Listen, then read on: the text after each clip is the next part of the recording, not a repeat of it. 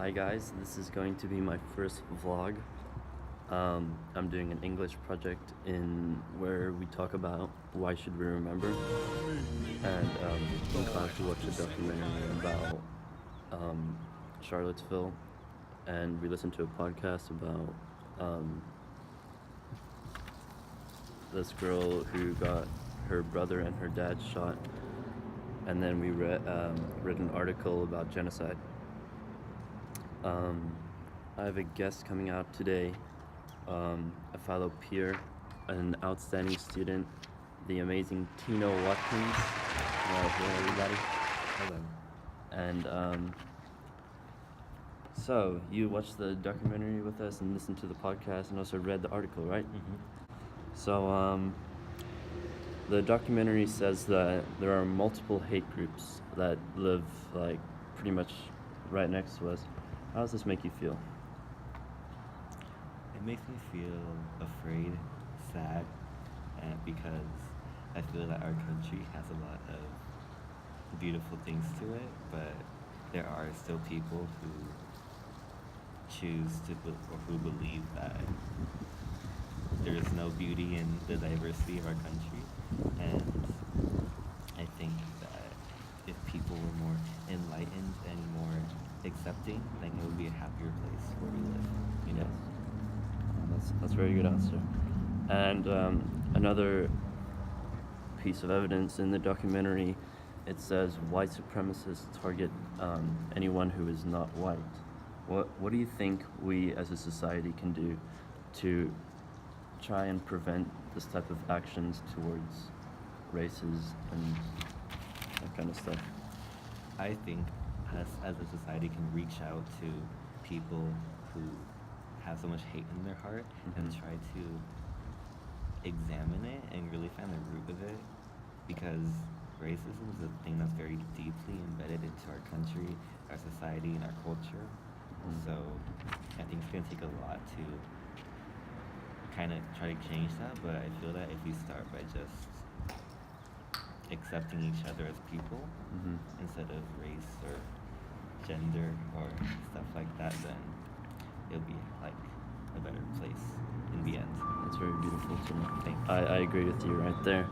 And in the podcast, the lady says that the shooter who shot her brother and her dad, she says that it wasn't an act of her God, it was an act of the evil. And do you agree with this? I mean, yeah, it was a pretty bad thing to do. It is an evil thing to do, not good at all. And people, I see that people use often religion and just like beliefs as justification for doing these acts.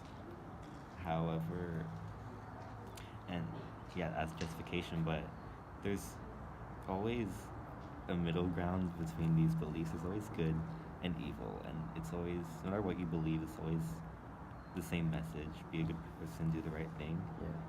So people who do bad things like this, they can't use religion or their beliefs as an escape, like as like a excuse, because they're just doing bad things. You can't deny that. No matter for what reason they're doing it for. And so where they got shot was at a Jewish talent show, where if the shooter was there, his intentions was obviously to shoot Jewish children, and he did not succeed, but he still got 2 people, which makes me feel like why do you think he went for Jewish children? Obviously, anti-Semitic person. Obviously, so much hate towards. It's hard for me to understand having so much hate towards a group that believes differently than you. But obviously, this person had so much passion and rage towards another belief system that he was willing to kill children and people, families, because of his beliefs. And And the fact that people who were killed weren't even Jewish people, or just people that were at that temple. So it shows that there's like white supremacy and racism and like cultural battles. Mhm. They go beyond just people who are involved in them. It's like full scale, like it affects everyone. Yeah. That guy must have had a terrible childhood.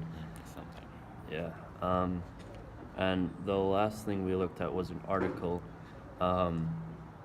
that kind of predicts genocides now. They built a database where they measured each mass killing since World War II. And the highest place at risk right now for a genocide is the Democratic Republic of the Congo.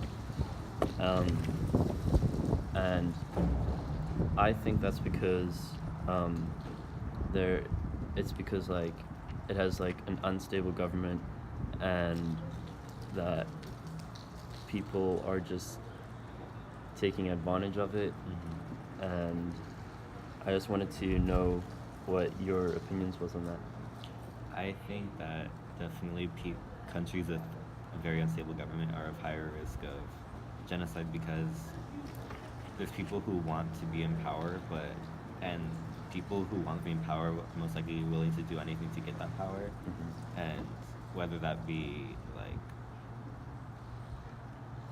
like rigging something or Yeah. like just getting rid of people who don't agree with them, and it would be easier for them, I guess, to just get rid of the opposition and just To like, to be totalitarian and yeah. just have one voice of their nation. Well, thank you very much for coming out today, Thank you Tina for having me. Watkins. Yeah. So, in the end, my point is we should remember, because we can learn from the past, and we can try and prevent that from happening again, and do better as a society. And that's going to conclude today's vlog. Thank you for watching.